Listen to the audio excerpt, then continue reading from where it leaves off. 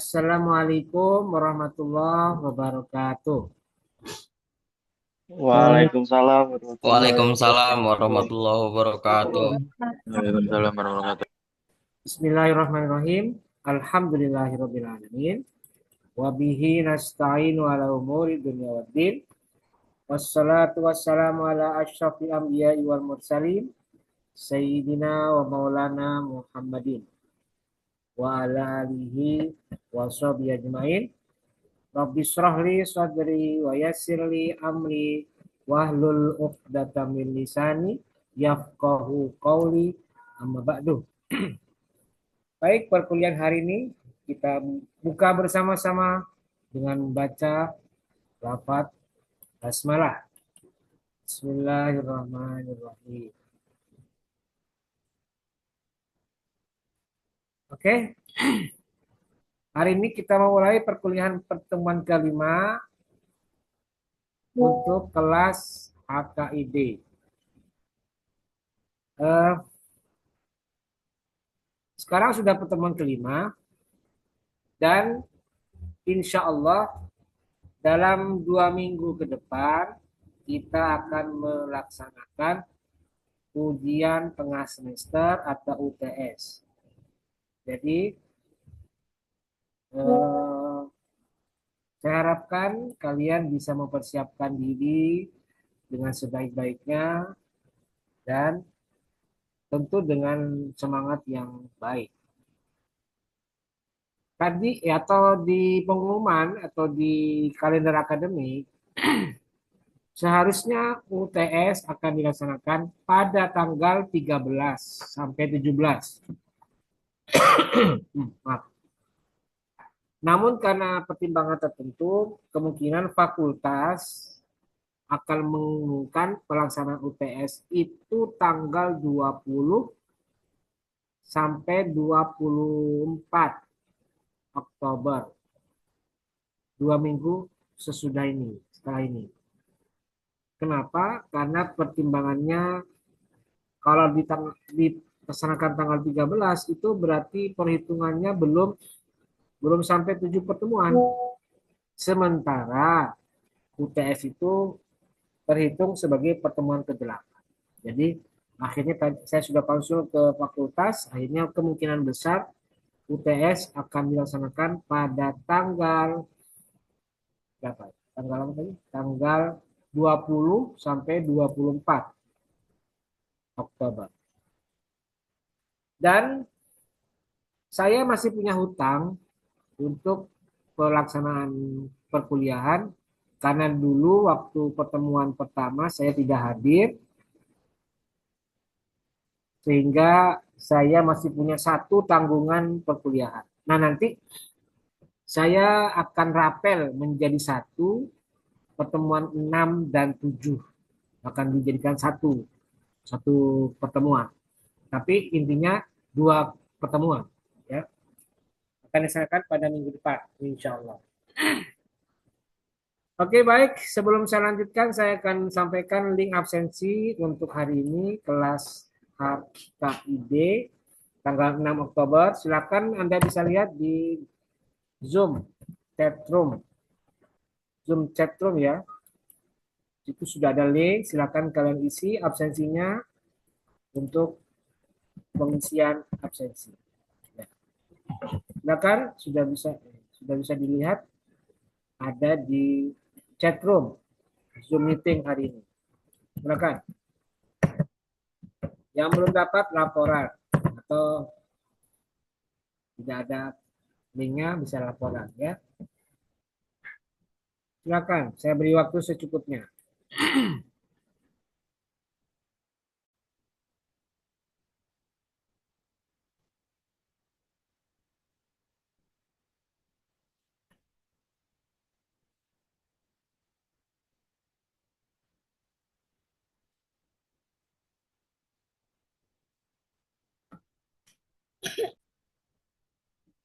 Oke, baik ya. Kita lanjutkan ya sambil berjalannya perkuliahan kita sambil berjalannya absen nanti kita lanjutkan dulu ya. Oke, baik, sekarang materi kita hari ini yaitu tentang maha. Dan sudah saya share ya tadi modulnya, bisa Anda lihat di DCR kalian masing-masing. Oke, saya akan tampilkan modulnya, perhatikan.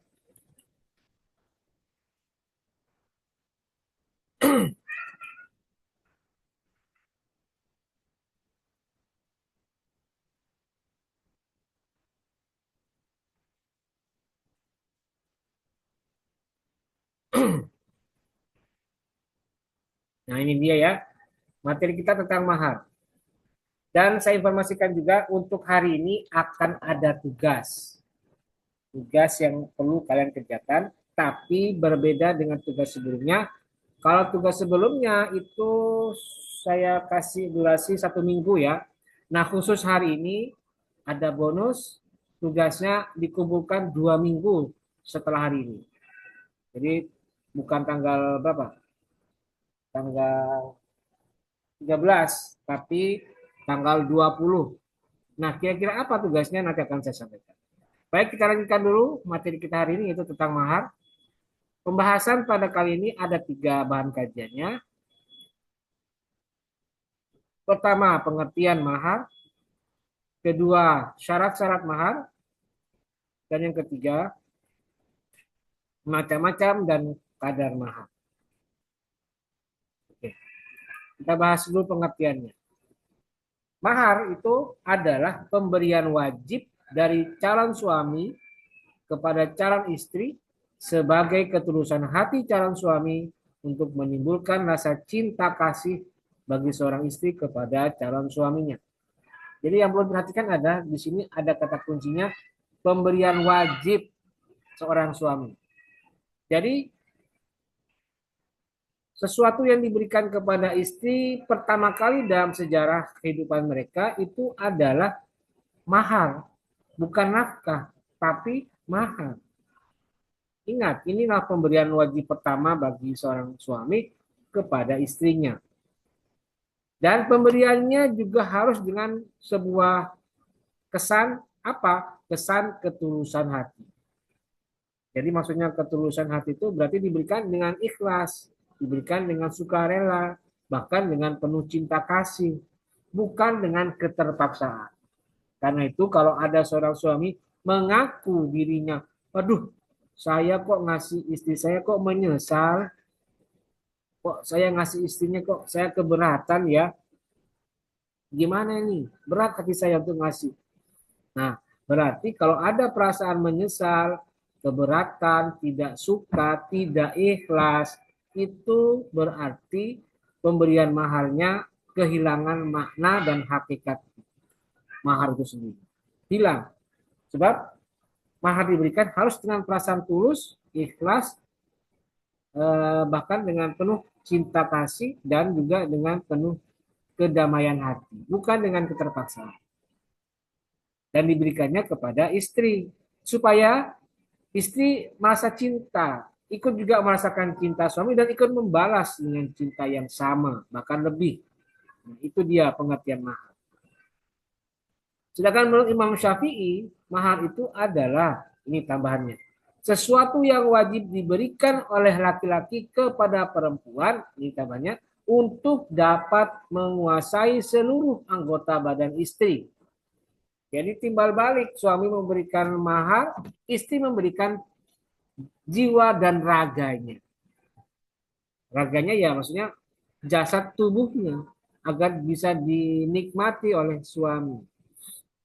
Dan juga tentu saja jiwa atau hati atau cinta kasih istri kepada suami. Nah, ini Imam Syafi'i menambahkan harus ada pemberian fisik kepada suami. Nah, kemudian hukumnya istilah dari mahar itu. Ternyata di dalam fikih tidak hanya ada mahar istilah yang dipakai, tetapi juga ada istilah sedekah atau sidak, ada nihlah dan ada fariidhah. Ini istilahnya. Nah, bagaimana hukumnya? Kita lihat. Karena mahar merupakan syarat sahnya nikah, bahkan Maliki atau Imam Malik menganggap sebagai rukun nikah, maka hukum memberikan mahar adalah wajib. Tidak boleh tidak. Jika tidak berarti tidak memenuhi rukun dan syarat nikah.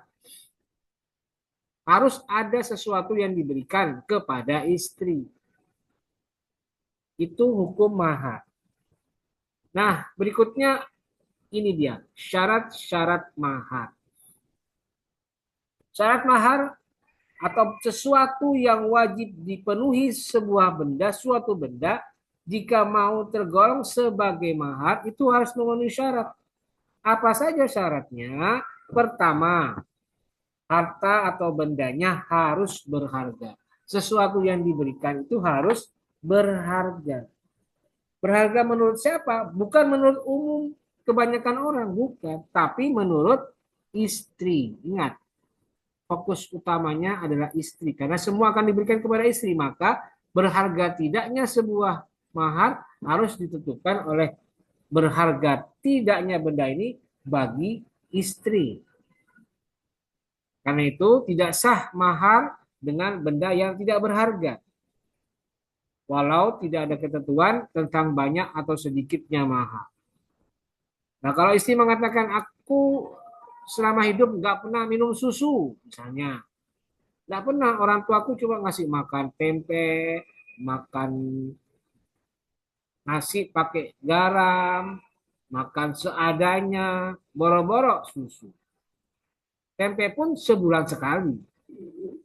Nah, kemudian istri menganggap susu itu adalah sesuatu yang berharga, mahal harganya, bernilai harganya. Karena itu dia bilang, mahar saya nggak usah repot-repot, cukup belikan saya satu kotak susu ukuran 800 ml. Udah, langsung belikan, langsung siapkan dan diberikan pada saat akad nikah. Itu harus berharga menurut istri. Yang kedua, barangnya suci dan bisa diambil manfaatnya. Berarti tidak sah mahar dengan menggunakan minuman khamr atau minuman whisky atau minuman topi miring atau minuman yang memabukkan lainnya atau menggunakan hewan babi, hewan anjing atau darah dan lain sebagainya. Itu tidak sah karena semua itu barang-barang tadi termasuk barang haram dan najis. Itu yang kedua, syarat barang menjadi mahar. Ketiga, barangnya bukan barang gosop. Gosop itu maksudnya minjam tapi tidak ngasih tahu. Ambil milik orang lain tanpa seizin orangnya, tetapi tidak dimiliki karena akan dikembalikan suatu saat. Nah, barang gosop saja nggak boleh, apalagi barang curian. Kemudian yang keempat, yang terakhir adalah barangnya bukan barang yang tidak jelas keadaannya. Artinya harus jelas. Contoh, seorang wali mengatakan, saya nikahkan dan kawinkan engkau Ali dengan anak saya bernama Siti binti Ahmad dengan mas kawin 1 unit motor dibayar tunai. Nah, jelas nggak kira-kira 1 unit motor? Tidak. Karena tidak jelas motor kayak apa bentuknya, apa motor laki-laki atau motor bebek atau motor metik atau motor apa. Maka harus disebutkan dengan mas kawin, contohnya dengan mas kawin 1 unit motor merek Honda Scoopy tipe 125 cc warna metalik. Kalau sudah nomor polisi dengan nomor polisi A8182 CK. Kalau Anda sudah ada ya, kalau nggak ada enggak apa-apa. Dibayar tunai. Nah, itu baru jelas karena diuraikan, didetailkan maksud dari 1 unit motor tadi. Yang disebutkan. Karena kalau mahar itu bersumber dari suatu benda yang tidak jelas keadaannya atau tidak tahu di mana keberadaannya atau tidak ada urutan detailnya dalam penjelasan ketika akad nikah. Karena itu tidak sah. Harus yang jelas. atau jenisnya disebutkan. Nah, itu syarat yang keempat sekaligus syarat terakhir. Nah, berikutnya kadar mahar. Kadar mahar itu ulama sepakat bahwa mahar tidak ada batas tertinggi. Ya, tidak ada batas tertinggi. Dek, jangan rusak nanti. Dek. Tetapi menurut para ulama, mereka berbeda pendapat tentang batas terendahnya. Batas tertingginya mereka sepakat tidak ada, tapi batas terendahnya beda pendapat. Bagaimana pendapat para ulama? Imam Syafi'i, Ahmad, Ishaq, Abu Thawr, dan fuqaha Madinah dari kalangan tabi'in berpendapat bahwa dalam mahar tidak ada batas terendah. Tidak ada. Pendapat yang sama juga dikemukakan oleh Ibnu Wahab dari mazhab Malikiyah. Sedangkan Imam Malik dan pengikutnya mengatakan bahwa mahar memiliki batas terendah, yaitu paling sedikit 1/4 dinar emas murni atau perak seberat 3 dirham atau yang sebanding dengan berat tadi. Sedangkan Imam Abu Hanifah berpendapat bahwa mahar itu paling sedikit 10 dirham. Riwayat lain mengatakan 5 dirham dan ada yang mengatakan 40 dirham. Jadi itu batas minimal menurut Imam Abu Hanifah atau Hanafiyah. Nah, itu tadi kadar mahar. Berikutnya yang terakhir adalah macam-macam mahar. Mahar itu ada dua. Pertama, mahar musamma, yaitu mahar yang sudah disebutkan atau dijanjikan kadar dan besarnya ketika akad nikah. Dan yang kedua, mahar misil atau mahrul misli, yaitu mahar yang tidak disebut besar kadarnya pada saat sebelum ataupun ketika terjadinya akad nikah. Mahar musama dan mahar misil atau mahrul misli. Mahar misil gampangnya gitu ya, mahar misil. Atau mahar misil istilah lainnya adalah mahar yang diukur sepadan dengan mahar yang pernah diterima oleh keluarga terdekat dengan mengingat status sosial, kecantikan, latar belakang pendidikan, dan lain-lain. Ya, jadi kalau lihat maharnya misil misalnya, oh, dari disebutkan di dalam akad, maka tinggal dilihat, oh ini anaknya kiai mah gede, santrinya banyak, ya berarti ukurannya agak tinggi dikit maharnya. Tidak kecil-kecil amat, agak besar dikit lah. Itu ya cara mengukurnya. Kalau tidak disebutkan maharnya dalam akad nikah. Nah, kemudian ulama sepakat bahwa dalam pelaksanaannya atau dalam akad nikah, mahar musamma harus diberikan secara penuh jika, nah ya, jika apa? Jika sudah bergaul atau bercampur atau berhubungan seksual antara suami dan istri. Kalau ini kan udah otomatis ya, karena di masyarakat kita kan di Serang, di Pandeglang, di Lebak itu kan rata-rata mahar dibagikan, dikasih pada saat akad nikah dan langsung diserahkan. Tidak masalah ini. Kalau di daerah tertentu di luar Serang, di luar Pandeglang biasanya ada juga adat yang tidak bawa mahar, tapi nanti diproses setelah akad nikah biasanya begitu. Kalau di daerah saya di Sulawesi itu juga sama kayak di Pandeglang sama di Serang di sini. Ya langsung dibawa. Bahkan kalau di Sulawesi itu bukan cuma maharnya doang, langsung juga uang panai ada di situ.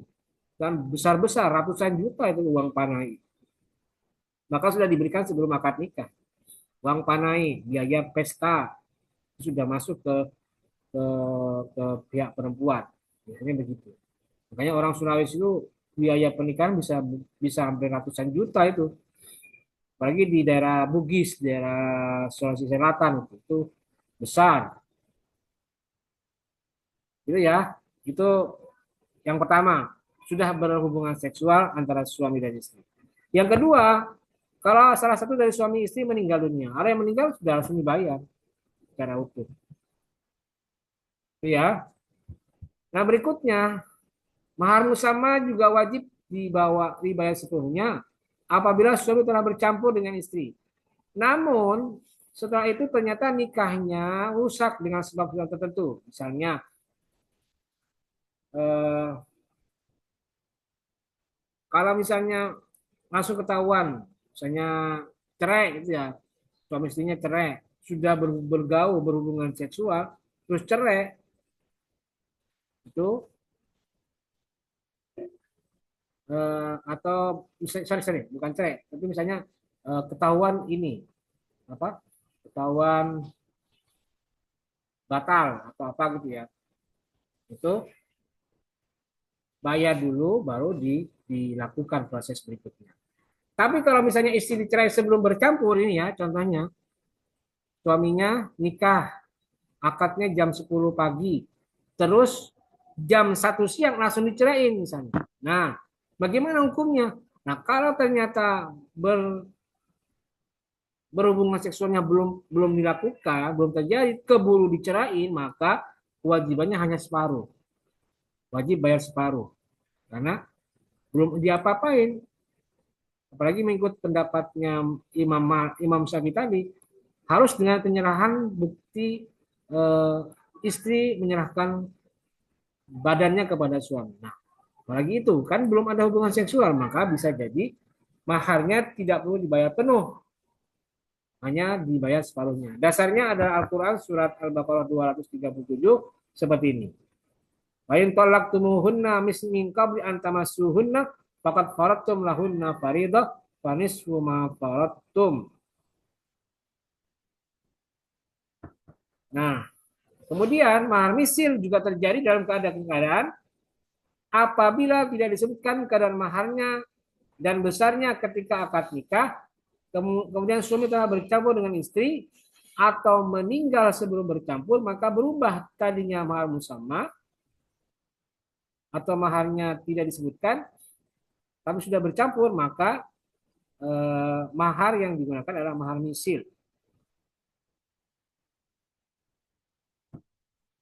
Kemudian juga ketika mahar musama, ini mahar musama ya, belum dibayarkan, maharnya disebutkan dalam akad, tapi belum dibayarkan.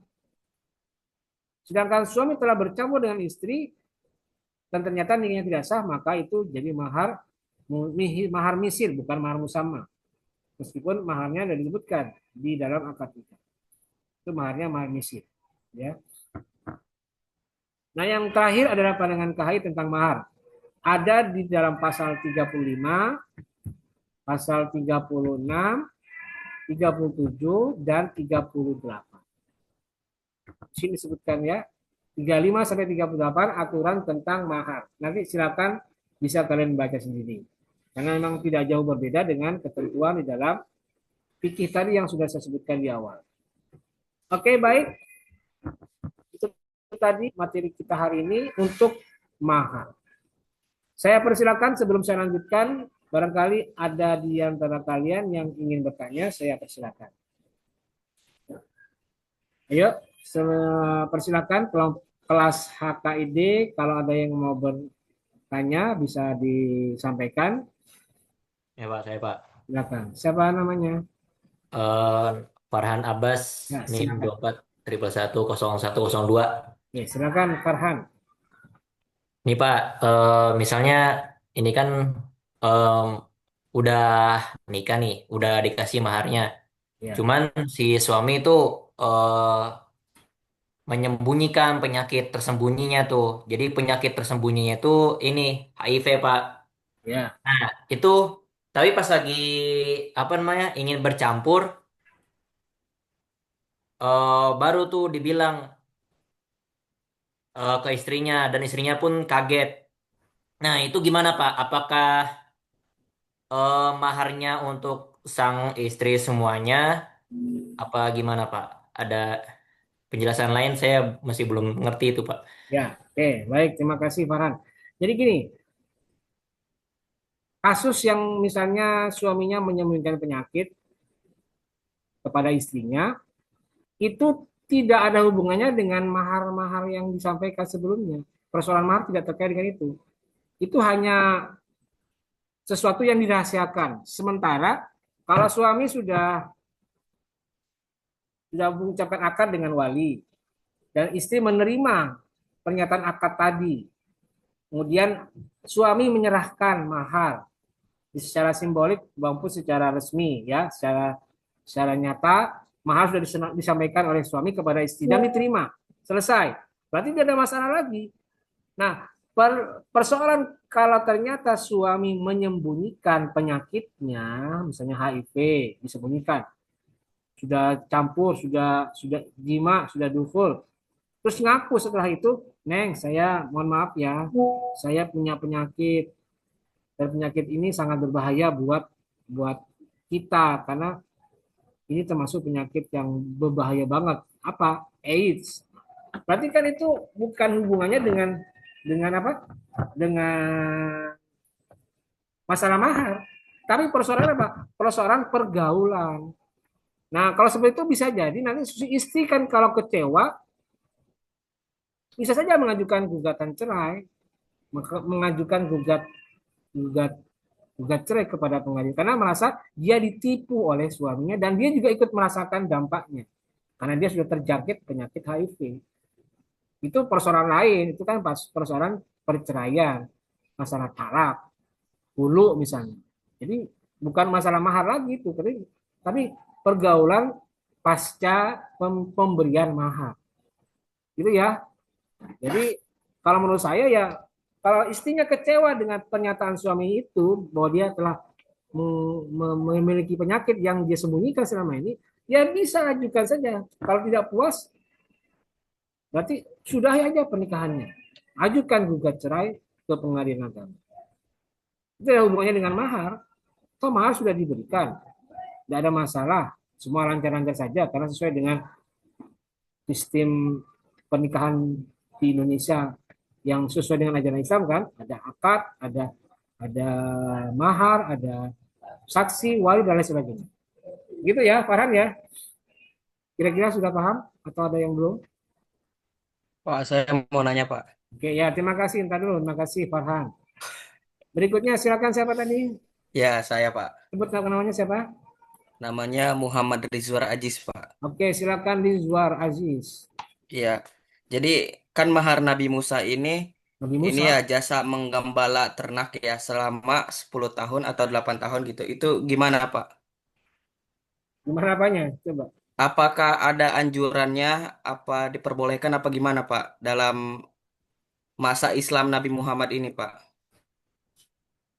Ya, oke.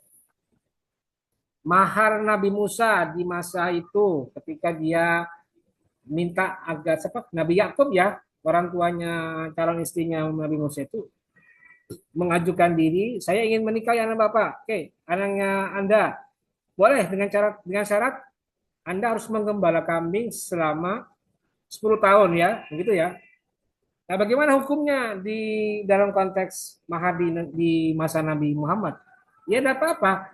Dan coba dipraktekkan, bisa nggak kira-kira? Apakah bisa mempraktekkan mahar dalam bentuk jasa yang berlangsung terus selama sekian tahun? Bisa nggak kira-kira? Kalau bisa silakan dicoba dan harus ada pengawasan. Yang penting itu pengawasan. Benar nggak dia sudah menggembalakan kambing sesuai dengan kontrak atau kerjasama atau sesuai dengan akad dalam dalam ijab kabulnya atau bagaimana? Dan harus ada diteliti dengan seksama apakah dia mengembalakan setiap saat atau bagaimana. Kalau misalnya akadnya dengan mahar menggembalakan kambing istri selama 5 bulan berturut-turut setiap hari. Nggak usah jauh-jauh 10 tahun, 5 bulan aja atau sebulan, 2 bulan. Bisa nggak diawasi? Kalau bisa ya silahkan dicoba. Kalau ada perangkat penunjangnya ya silahkan. Misalnya ada petugas atau orang yang dikaryakan, dipekerjakan untuk mengawasi pelaksanaan mahar tadi. Ya, yang penting ada dan bisa dilaksanakan, ya tidak apa-apa. Walaupun sebenarnya zaman dulu kan memang tidak ada kerjaan lain selain mengembangkan kambing. Di masa Nabi Musa tidak ada pekerjaan jaga konter HP, tidak ada. Jadi mereka bisa fokus untuk setiap hari mengembalakan kambing selama 10 tahun. Ya bisa, karena memang itu pekerjaan mereka saat itu. Tapi kalau zaman sekarang, ayo mahar saya bersedia menjadi apa misalnya dengan mahar menjaga toko dan mengurus tanaman selama 3 bulan milik istri, mengurus sawah istri selama 3 bulan, karena dia maharnya jasa, bukan barang, dan istri setuju misalnya, ya sudah. Kalau dia cuma pekerjaannya mengawasi sawah atau bekerja di toko, bekerja menjaga toko dan tidak punya pekerjaan lainnya, silakan, tuh gampang. Tapi yang repot kalau dia punya pekerjaan lain, misalnya kerja di pabrik yang ada shift-shiftnya dan harus setiap hari tidak putus itu. Nah, gimana caranya untuk mengawasi? Jadi kesimpulannya ya bisa, tapi agak repot kalau zaman sekarang. Gitu ya, Rizwar ya. Atau ada yang belum Iya, Pak. sampaikan? Sudah semua ya? Pak, masih bisa ini nggak Pak bertanya? Sebentar, saya tanya Rizwar dulu. Sudah ya, Rizwar ya? Sudah, Pak. Terima kasih, Pak. Ya, sama-sama. Oke, berikutnya dari siapa tadi? Iya. Siapa tadi? Rispal Pak. Rizval. Mana Rizval? Oke, ya silakan Rizval. Satu lagi aja ya. Ya Pak, izin bertanya. Nah, Untuk soal mahar, nih Pak, kalau misalkan eh, laki-laki udah bayar pakai mahar nih, perempuan udah sah lah. Nah, ketika mau mau mewati perempuan ya. itu ada cacat di perempuannya, Hmm. kayak budug atau apalah gitu. Nah, setelah gitu si laki-laki itu gak mau mengewati perempuan itu karena ada cacat seperti budug atau apalah gitu. Nah, untuk maharnya itu apakah bisa diambil lagi apa gimana gitu Pak itu? Ya, udah ya. Oh iya, Menurut ayat 234 tadi, itu kan belum ada dukhul ya, belum ada hubungan seksual. Berarti kalau mereka misalnya si laki-laki tadi itu sudah menceraikan karena kecewa karena istrinya punya penyakit dan tidak didukhul, berarti istri ditalak kan? Kalau seperti itu berarti kata Al-Quran kembalikan separuhnya saja. Kembalikan separuhnya. Jadi kalau mau ditarik boleh, tapi separuh. Misalnya rumah senilai 200 juta, tarik tapi minta yang 100 juta aja. Karena separuhnya. Yang penting itu bisa. Tapi kalau ternyata misalnya istrinya begitu, kemudian suaminya mau menarik lagi dan istrinya mengatakan tidak bisa, ini kan sudah saya punya, saya ini sudah hak saya.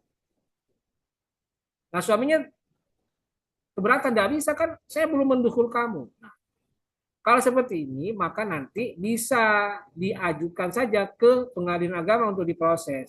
Kalau ternyata ada persetegangan, ada perselisihan di antara suami dan istri dalam persoalan meminta kembali mahar dan suami menceraikan. Berarti ini akan diangkat dalam proses peradilan. Kira-kira nanti siapa yang majelis hakim akan tentukan siapa yang berhak mengembalikan dan siapa yang tetap mempertahankan. Jadi intinya kalau ada kasus seperti ini, coba angkat ke pengadilan agama untuk diproses. Karena kan ada perselisihan kan antara suami dan istri karena adanya ketidaksesuaian, karena istri ditemukan memiliki penyakit yang tidak menyenangkan bagi suami. Itu bisa diajukan ke pengadilan agama, ya. Jadi seperti itu ya, Rizval. Kalau ternyata ada perselisihan di kemudian hari karena menyangkut siapa yang akan mengambil hak mahar dan siapa yang mempertahankan mahar. Itu ya. ya Pak, siap, makasih. Aku Parawan ternyata bolong. Oke, baik. Saya kira cukup ya, karena setelah ini saya akan menyampaikan pengumuman mengenai tugas. Oke, baik.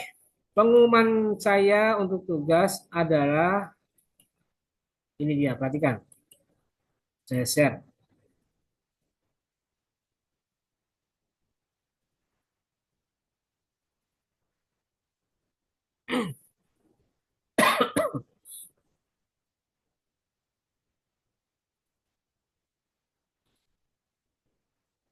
Nah, ini dia ya. Tugas 4 mini riset. Mini riset ya. Petunjuknya, lakukan mini riset dalam bentuk observasi di tempat tinggal kalian masing-masing terkait mahar. Jadi kalian nanti diminta untuk pulkam, pulang ke kampung, pulang ke rumah masing-masing, lakukan mini riset, lakukan observasi. Dengan target respondennya, 1, orang tua, kedua, tokoh agama, dan yang ketiga, pelaku pernikahan, wali, dan pengantinnya. Nah, kalau misalnya Pak, saya kebetulan minggu ini teteh saya nikah, berarti siapa Pak respondennya? Nah, ya sekaligus orang tua sekaligus pelaku pernikahan, wali dan pengantinnya, si tetehnya, tanyakan. Terus tambahkan juga pendapat tokoh agama, ustadz, kiai kampung, atau ajengan, atau abuya, untuk dimintai pendapat mengenai mahar. Ya. Nah, pertanyaannya yang diajukan, 1, bagaimana menurut Bapak Ibu tentang praktik mahar di desa ini? Kedua, bagaimana kesesuaian antara praktik mahar di desa dengan ajaran dalam Islam? Nah, ini khusus yang ditanyakan kepada tokoh agama, Pak Kiai, Pak Ustadz di kampung, di desa, tanyakan yang kedua ini. Yang paling penting ini. Gitu ya. Pak, misalnya gini Pak, rumah saya itu jauh di Sumatera Utara misalnya, di Lahat atau di Labuan Labuhan Asahan misalnya, jauh banget Pak, saya nggak bisa pulang Pak, gimana? Nah, bagi yang tidak bisa pulang karena keterbatasan jarak, karena waktunya yang juga terbatas, maka saya menyarankan 2 pilihan. 1, via telepon. Nanti kondisikan misalnya orang tua di Sumatera Utara, telepon Bapak Ibu, Pak Bu, bisa nggak cari orang di desa, di RT, di kampung, ya bisa menjawab tentang mahar. Nah, nanti kondisikan, silakan diatur sebaik mungkin. Nanti bisa wawancara dengan orang tua dan juga dengan tokoh agama atau ustadz, kiai, buya, dan lain-lain. Ya. Yang kedua, kalau tidak bisa telepon, berarti tidak usah wawancara orang tua atau tokoh agama atau pelaku pernikahan di desa, tapi kalau kalian kos di Serang, nah wawancarailah orang yang ada di sekitar kos atau di sekitar Kobong di pesantren di Serang. Pakai mereka sebagai narasumber, gitu ya. Itu pilihan kedua. Kalau ada yang mengalami kesulitan karena jaraknya yang jauh, rumah saya ini ya Pak di Bali, misalnya. Atau rumah saya di Jember, rumah saya di Lombok, nah kan repot jauh, ya. Nggak bisa telepon berarti bisa ganti dengan lokasi di Serang saja. Tapi dengan sama ya polanya sama, tokoh agama dan pelaku pernikahan di sana. Nah, tugas ini tugas individual, bukan tugas kelompok. Jadi harap perhatikan tugas pribadi masing-masing, bukan tugas kelompok. Tugas kelompok sudah kemarin ya, tugas 3 yang hari ini dikumpulkan. Kemudian hasil dari mini riset ini dituangkan dalam bentuk tulisan dengan panjang tulisan minimal 1.500 kata, ditulis di MS Word. Nanti di MS Word di bagian pojok kiri bawah itu ada keterangan berapa word, berapa kata-kata yang sudah ditulis. Nanti tinggal dicek sudah 1.500 atau belum. Nanti akan saya juga lakukan pengecekan mengenai batas minimal ini di 1.500 kata. Kalau dihitung halaman tuh biasanya kalau 1.500 kata itu ada antara 5 sampai 6 halaman dengan spasi 1,5. Ya, 1,5, 5 halaman atau 6 halaman. Itu ya. Batas akhir pengumpulan tugas adalah ini bonusnya. 2 minggu dari sekarang, yaitu hari Senin, tanggal 20 Oktober 2025, jam 7 pagi. Jadi 2 minggu ya. Itu kesempatan buat kalian untuk persiapan. Jadi satu, persiapkan hubungi orang tua atau hubungi orang-orang di kampung. Tanyakan. Kalau bisa nanti saya mau wawancarain ke rumah gitu ya. Nanti persiapan berikutnya pulang kampung sekaligus lakukan mini riset. Nah, harap diperhatikan ya, 2 minggu ini karena saya nanti di pertemuan ke-6 dan 7 itu tidak ada tugas. Jadi saya manfaatkan untuk kalian bisa melakukan mini riset. Gitu ya. Karena tidak ada tugas 6, tugas pertemuan ke-6 tidak ada, tugas pertemuan 7 tidak ada. Jadi ini yang saya maksimalkan untuk kalian kerjakan. Oke, sudah jelas. Saya akan rilis, saya akan tampilkan di GCR ini ya. Perhatikan nih. Pak, maaf Pak, belum absen Pak. Ya sebentar, nanti ya selesaikan dulu ini ya. Nah ini sudah muncul ya, silakan dilihat. Sudah ada di Classroom, Google Classroom, HKID ya. Ini dia, sudah muncul ya. Oke, baik.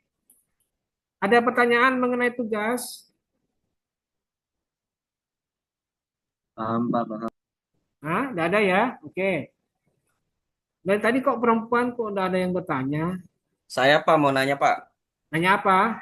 Ini kan minimal itu 1.500 halaman ya Pak. Ya, terus? Nah, kalau misalkan hasil wawancaranya itu kita tuangkan dalam tulisan tapi tidak sampai 1.000 misal 50 500 katanya itu bisa dirangkum nggak sama kita sendiri gitu Pak?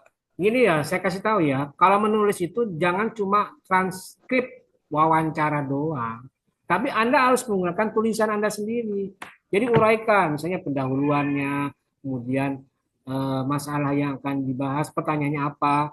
Uraikan pakai bahasa yang bisa kalian modif, bisa kalian duplikasi sendiri sesuai dengan tema yang ada dalam tulisan ini, ini riset ini.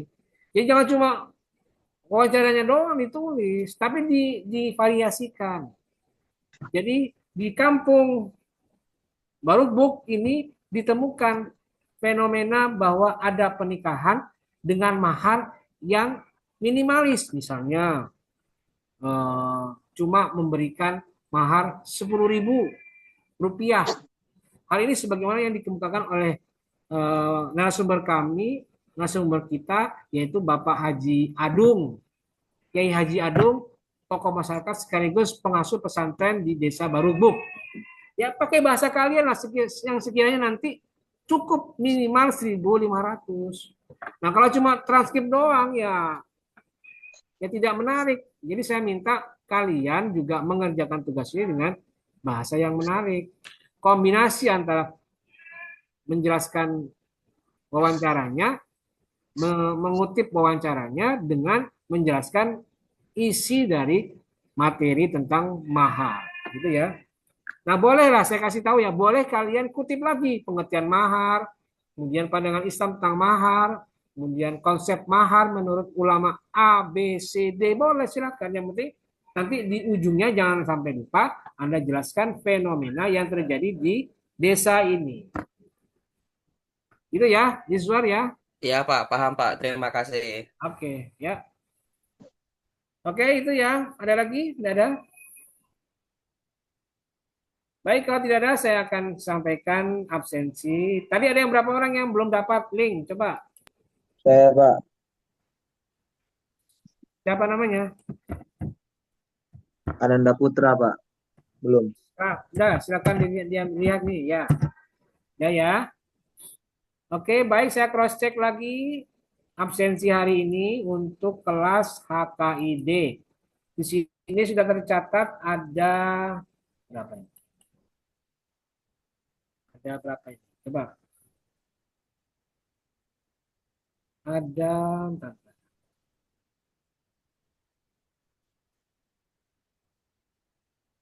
Lambat amat ini. Sabar ya.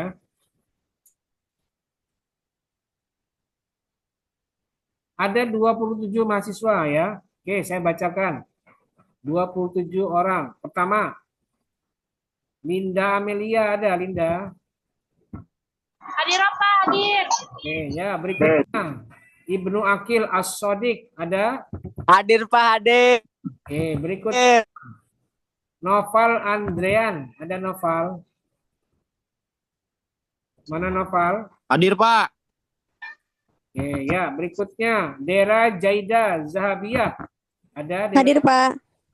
Hadir. Nah, Muhammad Khaidir Ainul Yakin, ada Khaidir. Ada Khaidir. Oh, udah ada ini Haidir. Saya deret loh kalau udah ada ya. Ada nggak Haidir? Dan jangan cuma absen doang ini. Yang itu hilang pergi. Haidir saya hapus ya. Oke. Berikutnya Muhammad Rizwar Aziz. Ada ya Rizwar? Ada, Pak. Oke, ya berikutnya Anik Saifur Rashad. Anik ada? Hadir Pak, hadir. Hadir. Oke, baik. Berikutnya Siti Inti Mufaromah. Ini ada? Hadir Pak, hadir. Oke, ya berikutnya Muhammad Said Ramdan. Ada Said Ramdan? Ada Pak. Oke, berikutnya Dini Adhilni. Adhilni. Ada Dini? Hadir Pak. Hadir. Ya, berikutnya Muhammad Akhyal. Akhyal ada? Hadir, hadir Pak, hadir Pak, hadir, Oke, hadir, ya hadir. berikutnya Femas Maisel Tumanggor. Ada Femas? Mana Femas? Hadir. Oke, ya berikutnya Dwi Agam Rifai. Ada Agam, Dwi Agam. Mana Dwi Agam? Mana Dwi Agam? Tidak ada. Saya deret ya. Ada nggak Dwi Agam? Ya, ada. Saya deret ya. Berikutnya Ridwan. Ada Ridwan. Mana suaranya Ridwan nih? Hadir Pak. Oke, ya baik. Berikutnya Riyadul Jinan. Riyad, ada Riyad. Hadir Pak, ada Pak. Oke, ya. Baik, hadir Pak. Ya, berikutnya Muhammad Naufal Raihan. Hadir Pak, hadir Pak. Oke, ya. Berikutnya Sarah Azami. Ada? Hadir Pak. Oke, berikutnya Muhammad Raya Humaini. Ada Raya? Hadir Pak, hadir, ada. Oke, berikutnya Farhan Abbas. Ada Farhan? Hadir Pak. Oke, ya. Berikutnya Rizfaludin. Ada? Rizfal? Ada Pak, ada, hadir. Ya, berikutnya Abi Yazid Al-Bustami. Ada Yazid? Mana Yazid? Tadi kayaknya ada. Pak, hadir. Oke, ya berikutnya Lupi. Ada Lupi? Hadir Pak. Oke, berikutnya Noval Akbar. Ada? Ada Noval? Hadir Pak. Oke, ya berikutnya Aditya Lahakam. Ada Adit? Mana Adit? Ada orang yang kayak ini Aditya. Kalau nggak ada saya delete ya. Mana Adit? Ada Adit? Ada. Fauzan Ainur Habib. Habib. Fauzan. Fauzan Ainur Habib. Mana Fauzan? Ada Fauzan? Nggak ada, ini saya delete ya. Oke. Berikutnya Adit Munandar. Adit, ada Adit Munandar. Hadir Pak, hadir, hadir. Oh, pengguna Zoom kamu. Nggak pakai nama aslinya ini. Oke, berikutnya. Ada. Centika Rahmasiah Puspita. Ada Centika. Hadir Pak. Hadir Pak. Ya, baik. Terakhir Ananda Putra Syahfadilah. Hadir Hadir Pak. Hadir. Hadir, hadir. Oke, ya. Sudah ada yang belum saya sebutkan siapa namanya? Pak, saya Hadiro, Pak. Cantika lagi sinyalnya jelek Sudah, banget. sudah, kamu udah dengar dari tadi mah. Sudah disebutkan kok. Dadah ya, sudah ya semuanya ya. Oke, baik. Terima kasih. Mari kita akhiri perkuliahan hari ini dengan bersama-sama membaca lafaz hamdalah. Alhamdulillahirabbil alamin. Terima kasih. Wal muwafiq ila aqwamit thoriq. Wassalamualaikum warahmatullahi wabarakatuh. Waalaikumsalam warahmatullahi wabarakatuh.